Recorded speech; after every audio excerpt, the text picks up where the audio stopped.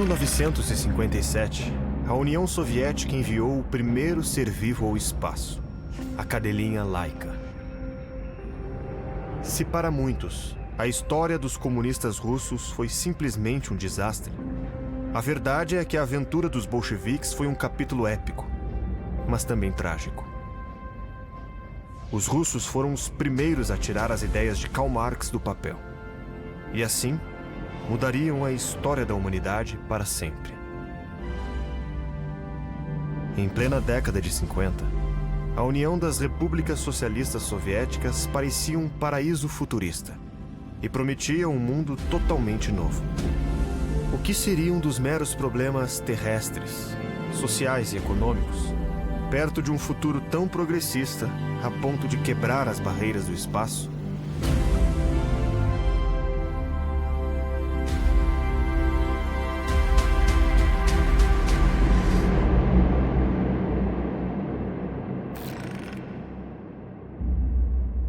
Em 1900, a Rússia era muito diferente daquela que iria ao espaço meio século mais tarde.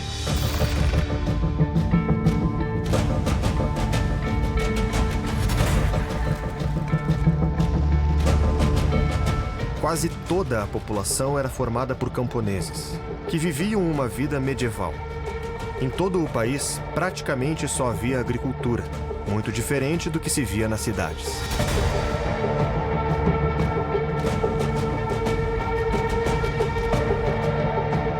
Nas cidades, indústrias de petróleo e cereais começavam a crescer, atraindo alguns camponeses e formando uma pequena, mas barulhenta, classe operária.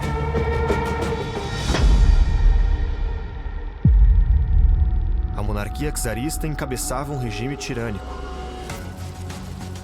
O único entre as principais nações da Europa a não ter nem constituição, nem parlamento.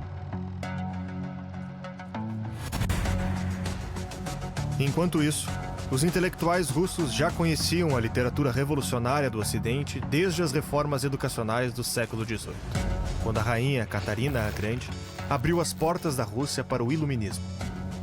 Assim, durante anos, antes que os próximos czares impusessem novas proibições, circularam na Rússia as grandes novidades do pensamento ocidental, de D'Alembert a Marx. Cada vez mais, as elites começavam a acreditar que aquela realidade só poderia ser mudada através de uma revolução.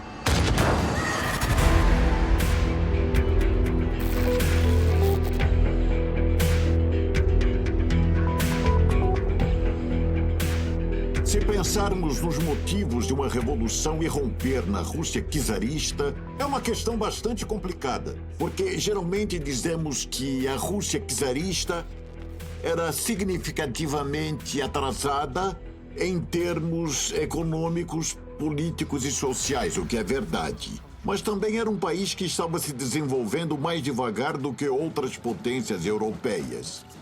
E a principal forma de atraso, creio eu, eram suas estruturas políticas.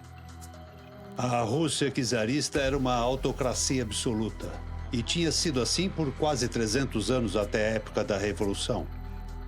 Basicamente, toda a política era proibida.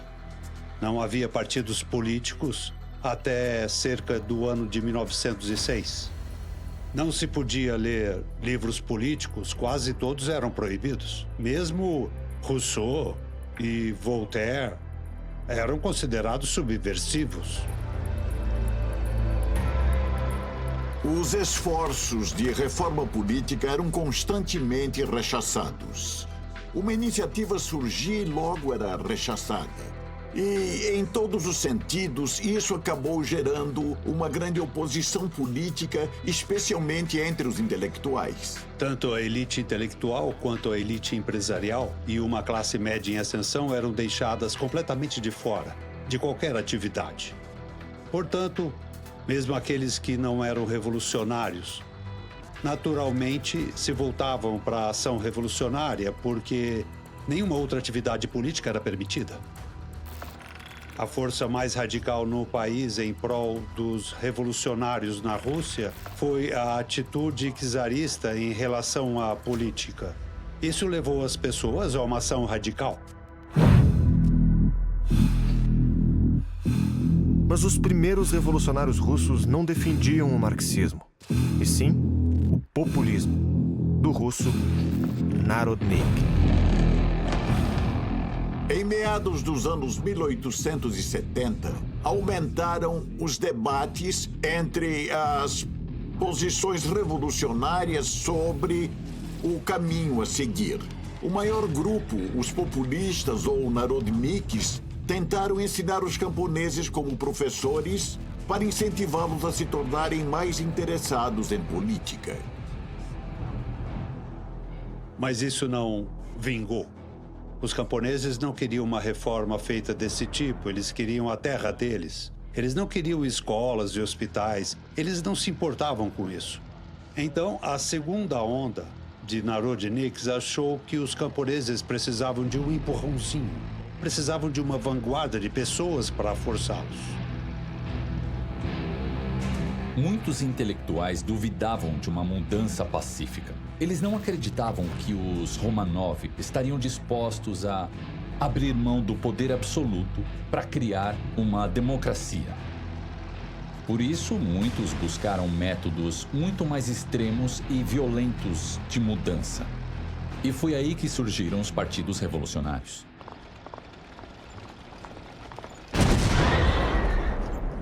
Eles assassinaram Czar Alexander II, que acabou com o sistema de servidão. Eles o assassinaram nos anos 1860. Era um grupo que acreditava no que às vezes era chamado de terrorismo pela ação ou revolução pela ação. Ao realizar algo dramático para mostrar ao povo que os governantes não eram imortais, que não foram escolhidos por Deus e que poderiam ser derrotados, a ideia era de que isso pudesse inspirar as pessoas a se revoltarem. E quando Alexander II foi morto, seu filho Alexander III instituiu um reino de terror. Foi uma reação extrema, o que, por sua vez, é claro, instituiu um reino de terrorismo por parte dos Narodniks e por grupos terroristas. E um dos maiores grupos que foi quase completamente exterminado, depois que Alexander III assumiu, foi o Vontade do Povo, ou Narodnaya Volia. Inspirados pelo populismo, o grupo terrorista e revolucionário Vontade do Povo, do russo Narodnaya Volia, tentou assassinar o czar Alexander III em 1887. Os jovens, a maioria de famílias ricas, juntaram bombas caseiras para explodir a carruagem em que o imperador viajava. Mas o plano não deu certo. Pegos em flagrante, 15 jovens foram condenados, 8 ao exílio, 2 à prisão perpétua e 5 à forca. Entre os condenados à morte estava o estudante da Universidade de São Petersburgo, Alexander Sasha Ulyanov. No fatídico dia, não havia espaço suficiente para enforcar os 5 condenados ao mesmo tempo. Ulyanov, então, teve de esperar sua vez, enquanto assistia à execução de 3 de seus companheiros.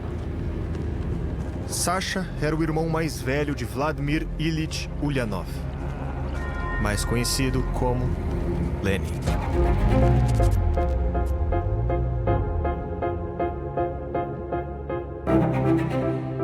Vladimir Ulyanov era o nome real dele e acabou adotando o pseudônimo de Lenin.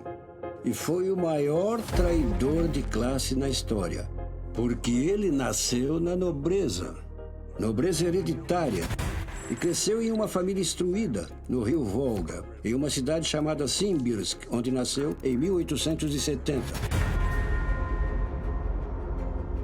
Vladimir Ulyanov não tinha qualquer interesse em política até a execução do seu irmão mais velho, Sasha. Ele nunca tinha lido sobre política, ele lia muito ficção quando jovem. Ele era muito culto, mas não era nem um pouco interessado em política até então. Mas isso fez com que ele se radicalizasse completamente. Lenin, eu acho que rapidamente se desiludiu com o terrorismo. Ele não acreditava em matar governantes provincianos, ou mesmo os czares ou coisa assim. Ele não acreditava que isso funcionaria. Ele não se colocava contra isso teórica ou moralmente. Ele só pensava, isso é combate individual. Precisamos de ação em massa. Ele achava que isso era em vão e que os Narodniks estavam indo numa direção completamente errada e que assim não funcionaria. Em dado momento, alguns socialistas russos decidiram aceitar o Marx como a estrela guia. Então eles formaram um partido em 1898 chamado Partido Social Democrata Russo. Lenin participou disso e no segundo congresso houve um debate entre esses marxistas e Lenin disse: nosso partido deve ser disciplinado, tá? Não devemos aceitar qualquer um. Devemos selecionar quem entra porque nós somos ativistas. Nós seremos revolucionários profissionais, tá? Porque os trabalhadores normais não têm tempo para ler os livros, então nós seremos os missionários, certo? Mas outros marxistas disseram, não. Por exemplo, a Alemanha, lá tem um partido social-democrata mais amplo e devemos aceitar todos os trabalhadores. Deveria ser como uma grande tenda. E foi um grande debate. E esse foi um dos motivos que levou à separação do Partido Operário Social-Democrata Russo em 1902. E aqui começamos a história dos bolcheviques e mencheviques. Mas isso não foi algo ideológico. Muito se fala da diferença entre os mencheviques e os bolcheviques. Em muitos aspectos, os mencheviques eram marxistas muito mais rigorosos do que os bolcheviques. Eles eram muito mais fiéis aos princípios de Marx. Os mencheviques, em grande parte, concordavam com o pensamento de Marx. Marx sentia que apenas um país industrialmente desenvolvido e relativamente rico poderia sustentar o socialismo. E algumas pessoas acreditavam que seria quase um processo não violento, em que o capitalismo simplesmente evoluiria e que seria possível estabelecer o socialismo nesse contexto. Isso era visto pelos mencheviques, em sua maioria, como um processo pacífico. Já Lenin e os bolcheviques estavam mais inclinados ao clima de violência. Lenin era um revolucionário russo, então vamos recapitular. Karl Marx era um filósofo alemão. Lenin era um marxista russo. Isso é muito importante. Os marxistas russos são herdeiros, sucessores, tanto do marxismo internacional quanto da tradição revolucionária russa.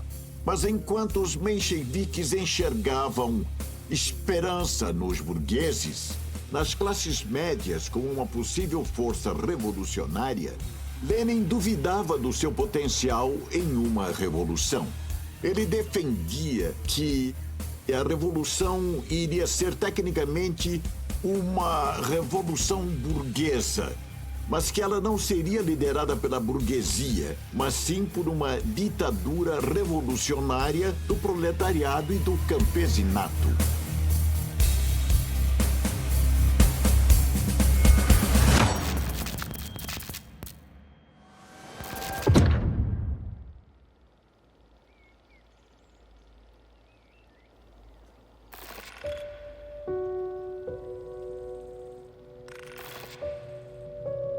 Em 1905, milhares de operários marcharam em direção ao Palácio de Inverno, a sede do governo russo, para entregar uma carta ao rei pedindo melhores condições de trabalho.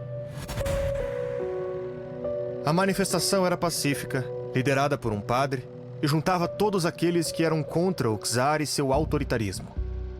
É muito importante lembrar que a Rússia ainda era uma autocracia, sem parlamento ou partidos políticos de oposição. Era impossível protestar ou se opor ao governo, exceto de forma ilegal. Então, o padre Gapon e os manifestantes protestavam literalmente por direitos. E era uma marcha pacífica com a intenção de apresentar uma petição ao czar no Palácio de Inverno.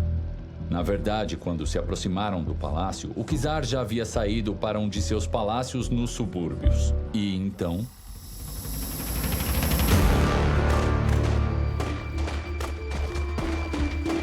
abriram fogo contra a multidão com metralhadoras.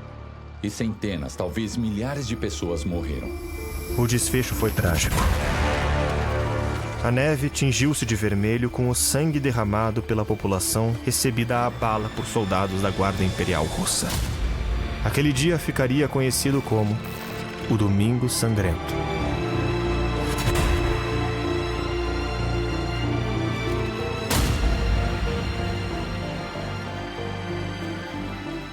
Isso criou uma onda de descontentamento por todo o país, o que levou a algumas reformas e o czar foi forçado a fazer.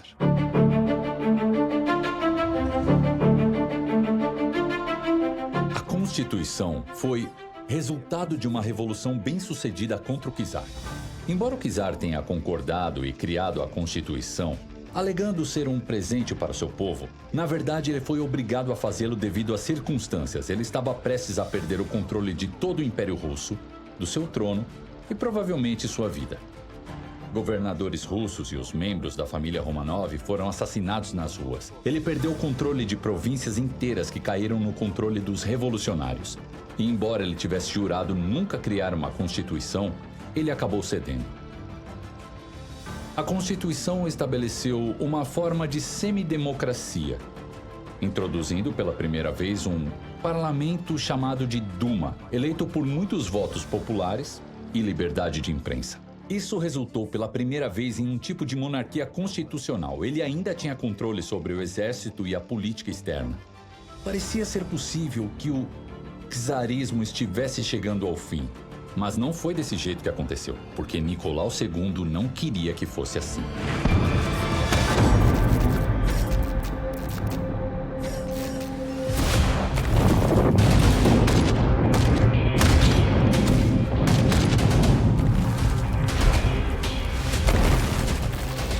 A Primeira Guerra Mundial estourou em 1914, quando os países da Tríplice Entente, Inglaterra, França e Rússia, enfrentaram a Tríplice Aliança, Alemanha, Áustria-Hungria e Itália. A Rússia era muito mais fraca que seus adversários. Com um arsenal militar e tecnológico atrasadíssimo, o resultado não poderia ter sido outro. Com derrota atrás de derrota, deserções em massa e perda de territórios, mais de 1 milhão de soldados russos morreram em combate. A Rússia era um caos. Revoltas populares tomavam conta de um país destruído pela guerra e de uma economia em frangalhos. As trágicas consequências da Primeira Guerra Mundial seriam a oportunidade perfeita para que os revolucionários russos colocassem seus planos em prática. A ruína da dinastia Romanov em março de 1917 se deu principalmente por causa da guerra. Começou com um protesto contra a fome. As pessoas começaram a protestar pacificamente por pão. Mas em pouco tempo, a situação rapidamente piorou e as forças militares começaram a se juntar aos manifestantes. E, apesar de Alexander não ter levado a situação a sério no início, logo ficou muito claro de que aquilo se tratava de uma revolução.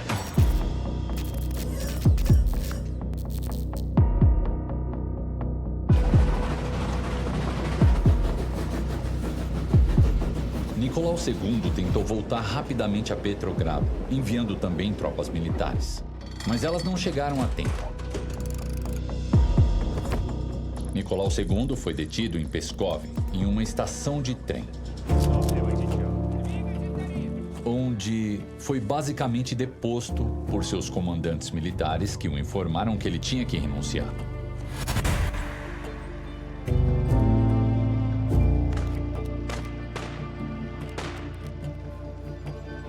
Uma coisa fascinante sobre a Revolução de 1917 foi a ausência dos principais partidos revolucionários. Os principais marxistas ou socialistas, que eram os mencheviques, o maior partido e o mais moderado, e os bolcheviques, liderados por Lenin, que eram marxistas mais extremistas. Todos os partidos e revolucionários tinham sido dissolvidos, presos ou exilados, como Lenin, ou mandados para a Sibéria, como Stalin.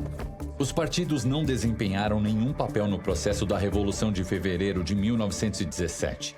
Foi uma revolução totalmente espontânea, sem qualquer tipo de liderança.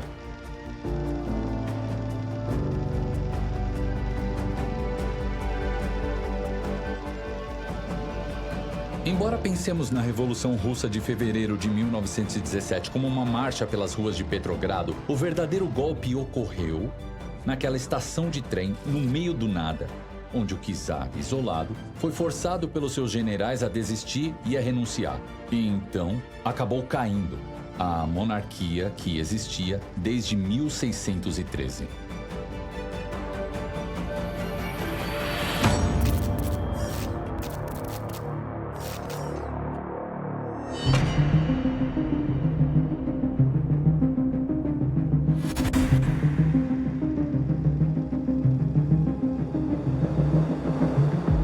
Após a Revolução de Fevereiro, a Rússia foi liderada por um governo provisório, e esse governo era composto por diferentes partidos constitucionais que eram favoráveis aos objetivos de guerra do antigo regime czarista.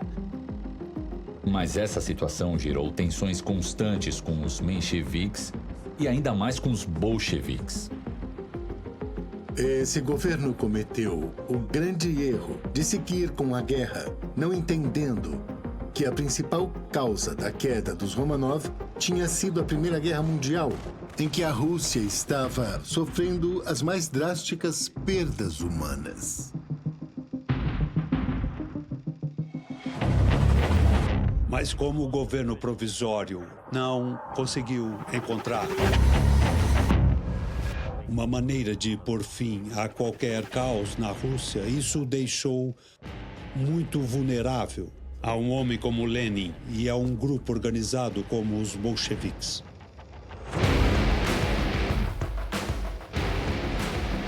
Lenin estava muito determinado. Ele foi um dos grandes gênios políticos do século XX. E entendeu que, durante o inverno de 1917, existia uma lacuna de poder na Rússia e que, agindo rapidamente, poderia aproveitar uma oportunidade histórica que não se apresentaria de novo. Então, muitos membros do seu partido, o Partido Bolchevique e o Comitê Central, foram contra isso, estavam hesitantes, eles estavam tensos, tentaram impedir que Lenin tomasse o poder. Mas ele recebeu o apoio de dois dos membros mais talentosos de sua equipe, Trotsky e Stalin. Eles disseram: sim, nós estamos ao seu lado. Isso era característico de ambos, pois eram, como Lenin, extremistas e homens de ação. Assim, em outubro de 1917, Lenin ordenou que o seu partido realizasse um golpe de Estado.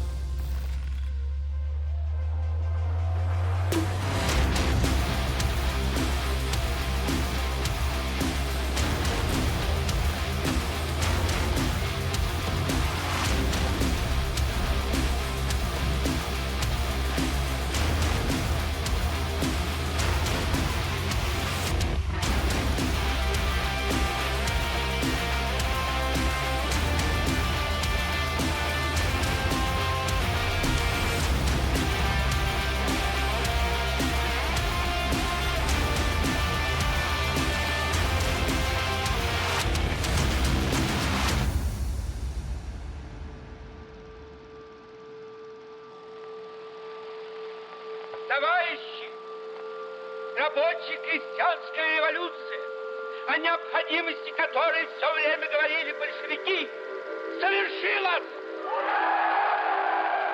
A propósito, essa não foi uma grande conquista, pois o Palácio de Inverno estava mal defendido, contando apenas com alguns garotos e mulheres. Após a invasão, os soldados da Guarda Vermelha encontraram e beberam todo o vinho do czar, ficando tão bêbados que foi necessário enviar a Brigada de Fogo para quebrar o resto dos vinhos. Portanto, aquele não foi um ato heróico ou muito menos mítico. A conquista do poder foi muito fácil. Agora o desafio era como se manter no poder.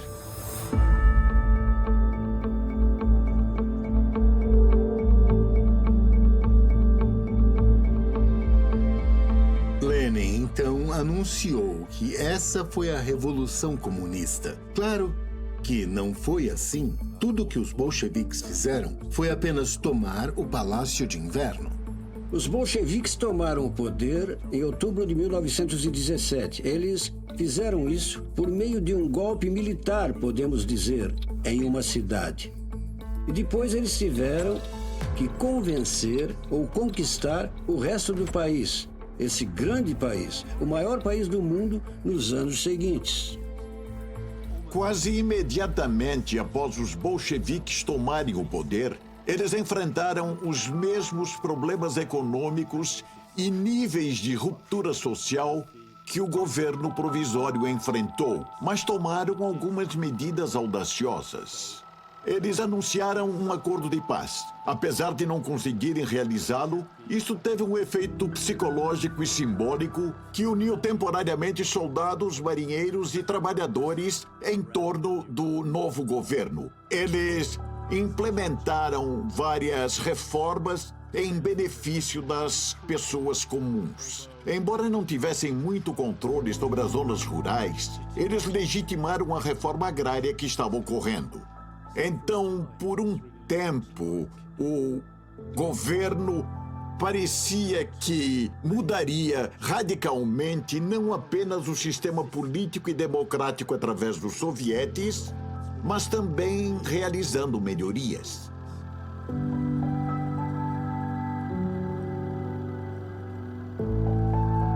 O que é muito interessante é que logo após os bolcheviques tomarem o poder, o regime de Lenin acreditou em algo que se pode chamar de Estado comunal, muito democrático, horizontal, etc. E esse experimento durou cerca de 6 ou 8 meses. Então, no primeiro período curto da Revolução, havia todos os tipos de esforços para manter a economia, para tornar o exército mais democrático, abolir dragonas, medalhas e tudo mais, e discutir os planos do exército. Havia esses tipos de experimentos começando bem do zero. Havia ideias de que os trabalhadores controlariam a indústria, não gerindo, mas supervisionando o que os capitalistas estavam fazendo. Então houve muitos experimentos assim. A terra foi dada aos camponeses para fazer o que eles quisessem com ela.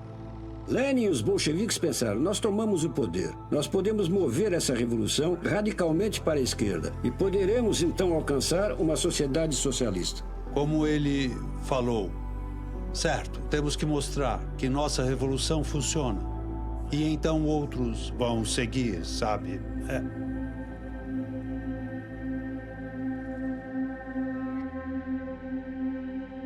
Segundo Marx, depois da Revolução e da tomada do poder pelos trabalhadores, os proletários abririam a primeira fase da sociedade comunista, ou simplesmente, socialismo.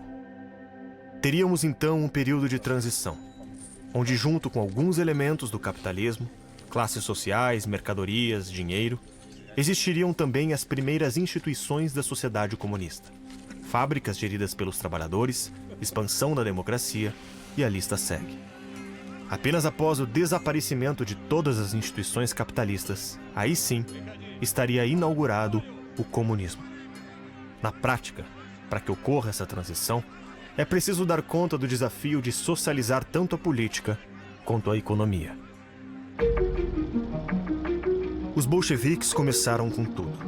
Lenin retirou a Rússia da Primeira Guerra Mundial e deu início à socialização da economia, ao nacionalizar as indústrias e bancos estrangeiros e ordenar a redistribuição das terras no campo. Não satisfeito, começou também a socialização da política, substituindo o exército pelo armamento geral do povo e organizando eleições democráticas para vários cargos públicos. Tudo parecia caminhar bem, mas quem não era bolchevique não aceitou a Revolução de Outubro.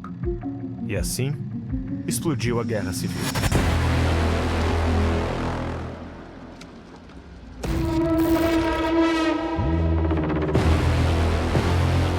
A guerra civil na Rússia foi muito complexa. Uma catástrofe envolvendo várias frentes e inúmeros atores, resultando em dezenas de milhares de mortes. Um grande número de mortes, tanto por violência quanto por fome e epidemias que se espalharam por toda a extensão do país. Olhando de uma forma mais ampla, a Guerra Civil Russa foi um conflito travado entre o Exército Vermelho liderado por Lenin e os bolcheviques de um lado e do outro uma união de forças czaristas e nacionalistas conhecidas como Exército Branco. Foi um embate entre o Exército Vermelho e o Branco. Houve momentos em que o Império Russo parecia estar se desintegrando. Vários generais e senhores da guerra emergiram criando suas próprias unidades para lutar pelo poder. E gradualmente, mais tarde, os poderes ocidentais começaram a intervir também. A Inglaterra, a América, o Japão e a França enviaram tropas. Mas no final, as forças militares de Lenin, a Guarda Vermelha, resistiu.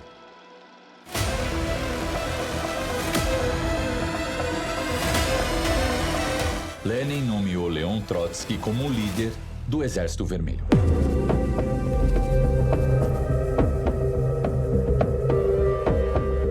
Leon Trotsky era um jornalista nascido na Ucrânia, cujo pai era bastante rico. Ele abraçou o bolchevismo e o marxismo, juntando-se ao partido bolchevique mais tarde em 1917. Mas era brilhante, um bom orador e organizador, e amava a si próprio. E sua confiança era justificável, porque a partir de 1918 ele começou a organizar um novo Exército Vermelho e fez isso de forma brilhante. Ele era capaz de motivar suas tropas, mas também impiedoso ao ponto de matar qualquer inimigo. Então, o que aconteceu ali foi que o Exército Branco nunca se organizou corretamente, permitindo que Trotsky e Lenin os derrotassem um por um. E ao longo de 2 anos foi o que fizeram, derrotando todos os exércitos oponentes. E em 1920, a Guerra Civil Russa finalmente chegou ao fim.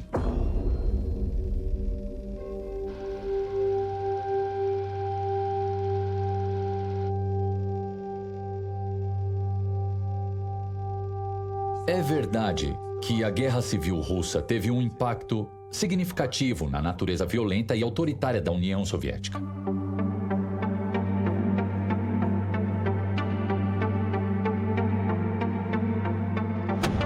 Eu diria que a guerra é o inimigo da democracia. A guerra tende a levar para um regime mais centralizado, ordens vindo de cima, menos participação da base, particularmente em uma situação revolucionária. Ou seja, diversos movimentos que foram feitos durante a Guerra Civil tornaram menos democrática a revolução que havia sido democrática em 1917. Durante a Guerra Civil, eles estavam lutando uma guerra em que irmãos e irmãs estavam lutando um contra o outro. O país estava desmoronando e, ao mesmo tempo, como eu mencionei, eles estavam construindo um Estado. Eles estavam tentando criar um Estado que pudesse controlar o país, que fosse de fato soberano. E os bolcheviques nunca pretenderam desistir do poder depois que o alcançaram. Então a escolha de Lenin, por essa razão, foi então consolidar o Estado. Então eles se distanciaram de alguns de seus impulsos mais democráticos. Eles reprimiram os sovietes, eles manipularam eleições. Muito rapidamente, ao invés de deixar que os trabalhadores gerissem a economia, Lenin disse: esses trabalhadores não podem gerir a economia. Precisamos de um único gestor no comando. Precisamos de alguém forte para gerir a indústria. Então eles optaram por se afastar passo a passo de um regime mais democrático rumo a um mais autoritário e estatal. Eu acredito que seja uma ilusão dizer que a Guerra Civil Russa foi o único fator responsável por transformá-los em uma ditadura violenta. No entanto, essa guerra reforçou a convicção inicial deles de que o poder político estava ligado à força armada. Lenin e seus principais líderes, como Stalin e Trotsky, tiveram uma formação muito difícil. Durante mais de 20 anos, eles enfrentaram prisões e traições.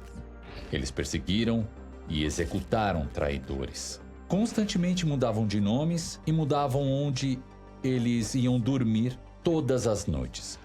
Eles eram homens bem durões. Os bolcheviques já eram uma organização implacável que acreditava no uso da violência.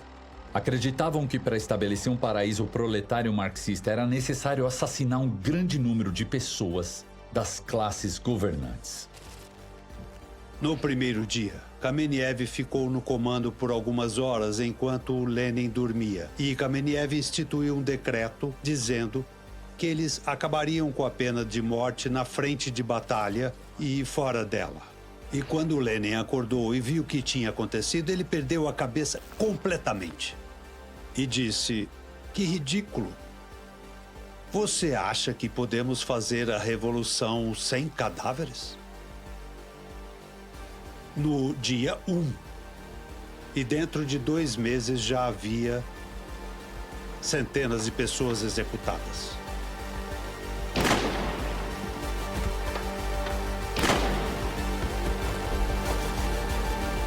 A família Romanov foi uma das vítimas das medidas terríveis tomadas por Lenin durante a Guerra Civil Russa.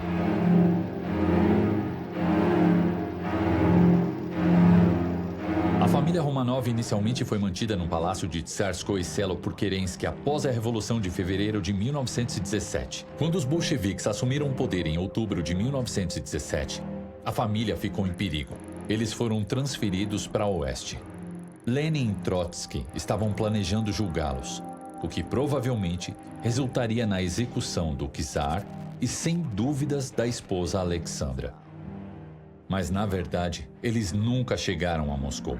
Em vez disso, estavam perto de Ekaterimburgo quando foram ameaçados pelo avanço do Exército Branco. Lenin precisava decidir o que fazer com a família e tomou uma decisão impiedosa em julho de 1918. Ele ordenou a execução de toda a família. Não apenas os pais, Nicolau e Alexandra, mas também os 5 filhos, 4 filhas e 1 filho.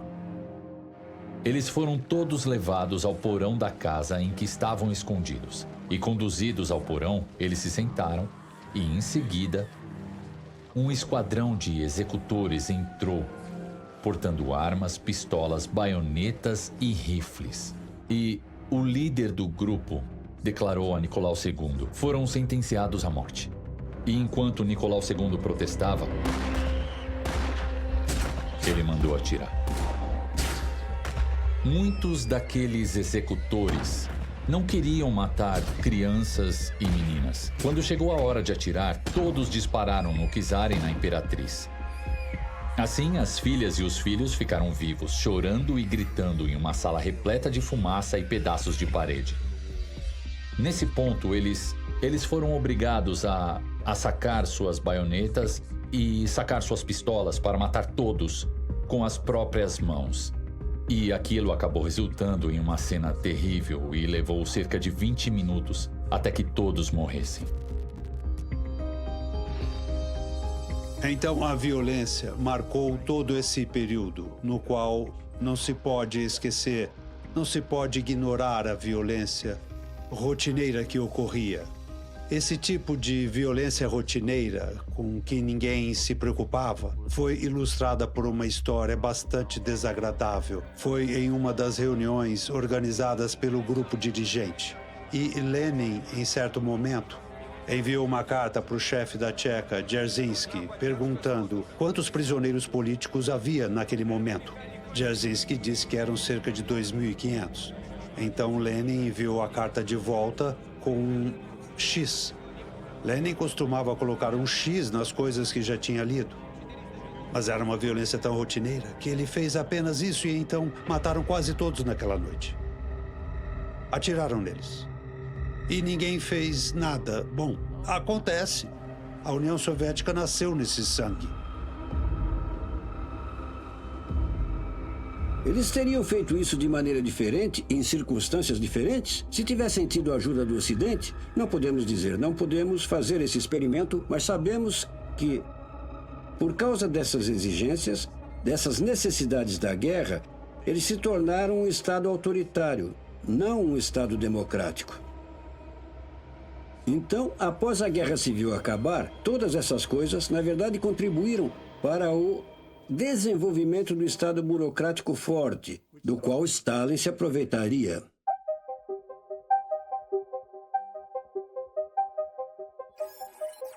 A Revolução dos Bolcheviques é a revolução contra o capital de Karl Marx. Os fatos ultrapassaram as ideologias. Os fatos rebentaram os esquemas críticos de acordo com os quais a história da Rússia devia desenrolar-se segundo os cânones do materialismo histórico. Os bolcheviques renegam Karl Marx quando afirmam, com testemunho da ação concreta, das conquistas alcançadas, que os cânones do materialismo histórico não são tão férreos como se poderia pensar, e se pensou.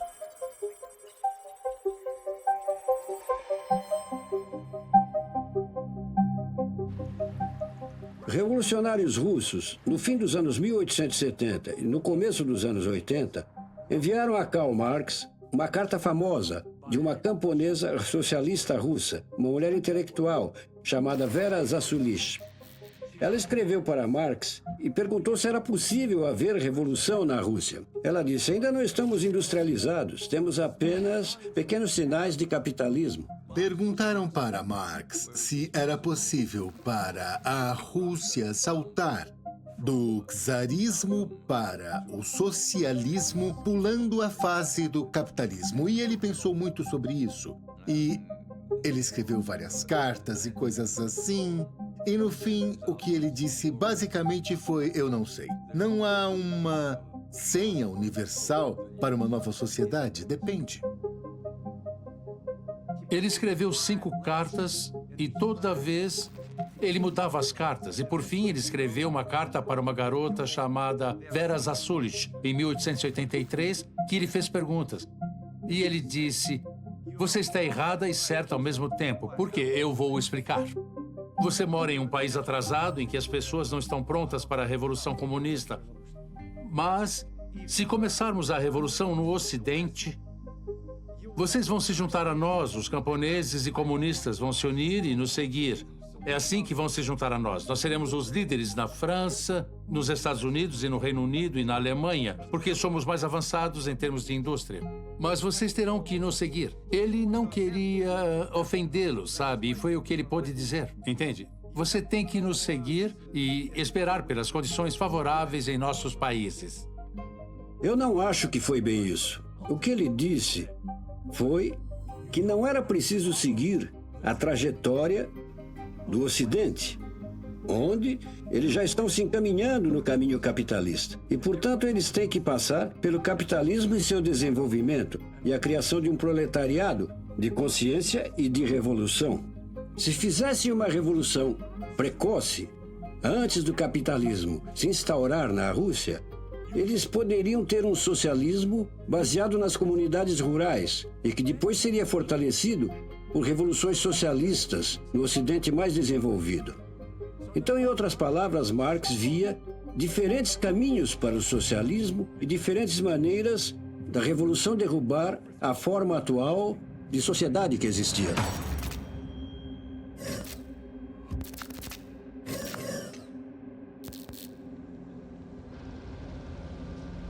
Com o fim da Guerra Civil, a União Soviética estava novamente arrasada. Nas cidades, os mercados estavam vazios. E no campo, os camponeses se revoltavam contra os confiscos de sua produção. Lenin percebeu, após os primeiros 3 anos, que a inflação estava muito alta, havia inanição em massa em muitas partes da Rússia. As fábricas não estavam produzindo nada, as fazendas estavam produzindo muito menos. Em parte, isso se devia ao início da coletivização, mas, por outro lado, a safra estava ruim e os efeitos da guerra na economia russa foram alarmantes. E os resultados não vinham a tempo. Primeiramente, a ideia deles foi... eles tentaram forçar os agricultores a produzirem, forçando os agricultores a entregar sua produção. Mas isso não estava funcionando. Estava criando um terror no campo. Então, Lenin mudou de tática, como fez muitas vezes, e instaurou o que ele chamou de nova política econômica, que desfez alguns elementos do planejamento central. Então, o Estado seria como uma pirâmide. O poder seria controlado pelos comunistas, assim como o comércio estrangeiro e a polícia secreta. Mas, no campo, eles permitiriam propriedade privada e o comércio. Deixariam os camponeses em paz. Temos que fazer isso. E ele via que isso era uma mudança. Foi muito impopular entre muita gente do grupo dele. Os comunistas leais, os bolcheviques leais que pensavam: para que fizemos a revolução só para trazer de volta o capitalismo?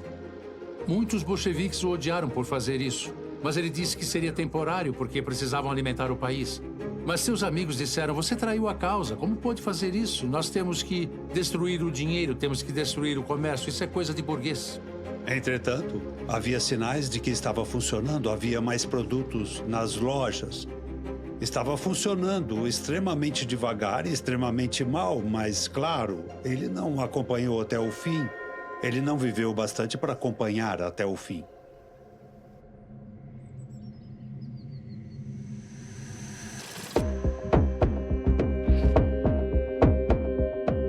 Lenin ficou doente.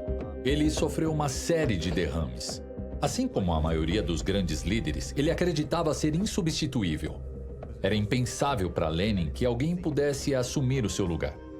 E, por causa disso, ele acabou planejando uma liderança coletiva que aquilo era realmente o seu desejo. Ele não considerava ninguém à altura para o suceder. Em certos aspectos, talvez estivesse correto. No entanto, os dois principais candidatos para sucedê-lo eram Stalin e Trotsky. Apenas 2 pessoas tinham acesso direto ao escritório de Lenin sem precisar marcar horário: Trotsky e Stalin. Isso colocava os dois em uma posição de igualdade, mas eles se odiavam. Eles eram muito agressivos e extremamente habilidosos. Um era judeu e o outro georgiano, e ambos acreditavam possuir a confiança e a perspicácia necessárias para governar e suceder Lenin. O fato de se odiarem não era problema, pois Lenin sempre incentivou isso. Isso o favorecia dividir para conquistar. Então, ele promovia um e depois o outro. Quando Trotsky se tornou líder do exército e comissário do povo para assuntos de guerra, Lenin promoveu Stalin como secretário-geral do partido para contrabalançar o prestígio de Trotsky após a Guerra Civil. Mas quando Lenin adoeceu, ele percebeu que não poderia se livrar de Stalin. E também notou que Trotsky era extremamente desconfiado. Trotsky era incrivelmente arrogante e não sentia a necessidade de trabalhar duro, pois acreditava ser naturalmente o melhor homem da Rússia. Stalin, por outro lado, tinha uma habilidade surpreendente para se relacionar com os outros. E era mestre em criar amizades e promover alianças. Além disso, ele estava no comando da burocracia do Partido Comunista, o que o colocava em uma posição muito favorável para controlar o governo, pelo menos durante a doença e o declínio da saúde de Lenin. Mas já era tarde demais quando Lenin percebeu que Stalin era incontrolável. Stalin era muito rude com sua esposa Krupskaya e era extremamente arrogante. Lenin percebeu que não podia se livrar dele, então ele deixou um testamento. Eu aconselharia fortemente a empreender uma série de modificações na nossa estrutura política. Esta reforma facilitaria nossa luta, rodeada de estados hostis, luta que, em meu entender, pode e deve agudizar-se muito nos próximos anos. O camarada Stalin, tendo se tornado secretário-geral, concentrou nas suas mãos um poder imenso. E não estou certo de que saiba sempre utilizar este poder com suficiente prudência. Por outro lado, o camarada Trotsky não se distingue apenas pela sua destacada capacidade. Pessoalmente, é talvez o homem mais capaz do atual Comitê Central. Stalin é demasiado rude, e este defeito torna-se intolerável no cargo de secretário-geral. Por isso, proponho aos camaradas que pensem na forma de transferir Stalin deste lugar e de nomear para este lugar outro homem que, em todos os outros aspectos, se diferencie do camarada Stalin, que seja mais tolerante, mais leal, mais cortês e mais atento para com os camaradas, menos caprichoso. Isto não é uma ninharia. Ou é uma ninharia que pode adquirir importância decisiva. Bom, novamente, isso é polêmico, porque ele disse coisas diferentes, em diferentes momentos. Não existe apenas um testamento. Há vários deles escritos. Em relação a todos, ele disse em algum momento: esses homens não são bons o suficiente. Trotsky não era bom o suficiente por alguma razão, nem Bukharin, nem Stalin. Então, esse documento deixado por Lenin era como uma bomba pronta para explodir após sua morte.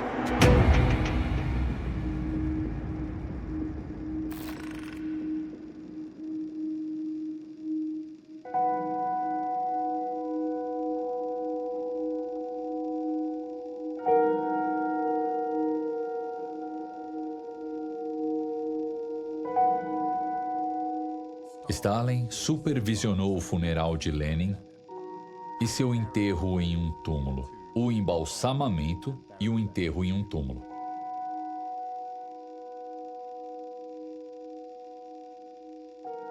Stalin ocupava uma posição de liderança favorável, enquanto Trotsky, geralmente recluso em áreas rurais, estava no sul, se recuperando de uma doença. Trotsky sempre foi muito tenso e ele sofria de várias doenças. Todos eles estavam exaustos após um longo período no poder sob grande estresse. Mas Stalin enganou Trotsky quando ele não o informou a tempo sobre o funeral.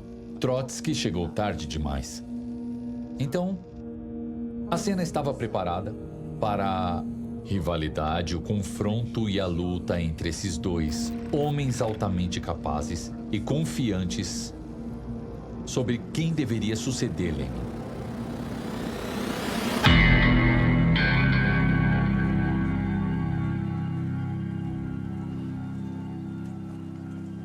Disputando a sucessão, Stalin e Trotsky tinham seus próprios planos para o futuro do comunismo soviético.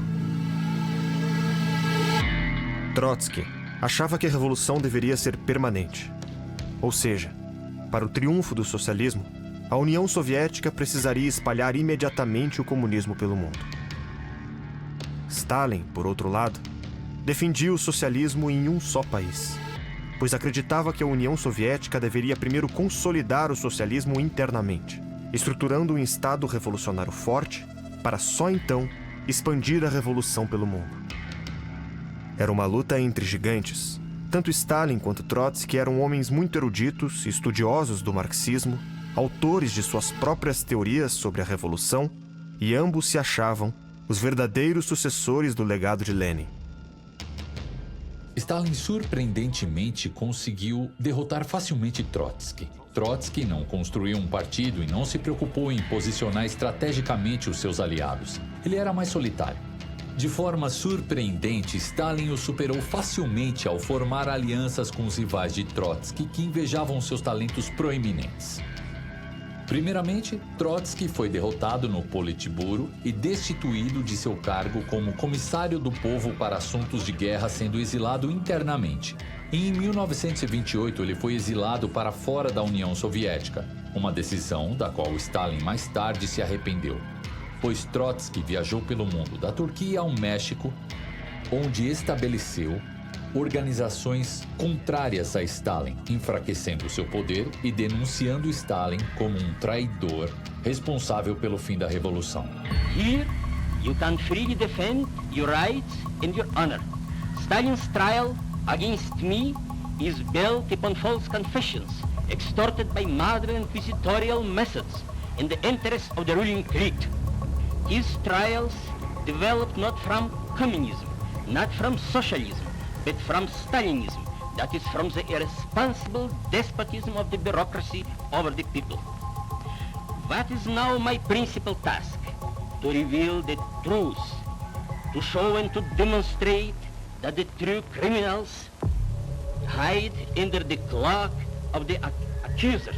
A counter-trial is necessary to cleanse the atmosphere of the germs of deceit, calumny, falsification, and frame-ups, whose source is Stalin's police, the GPU, which has fallen to the level of the Nazi Gestapo. Trotsky, sendo um escritor brilhante, o melhor escritor entre os líderes comunistas, foi quem criou essa ideia de que a revolução que ele e Lenin criaram era essa coisa ideal maravilhosa e que teria sido perfeita. Só que essa mancha cinzenta que era o Stalin, esse burocrata, acabou assumindo e arruinou tudo. Então, no final dos anos 1930, Stalin ficou obcecado por Trotsky, acreditando que ele era o mentor por trás de todos os seus inimigos. Eventualmente, Stalin ordenou o assassinato de Trotsky. Em 1940, na cidade do México, o mercenário de Stalin, ele se aproximou de Trotsky. E enquanto Trotsky estava lendo um artigo, ele pegou uma picareta e golpeou o crânio dele com ela, com Trotsky morrendo logo depois.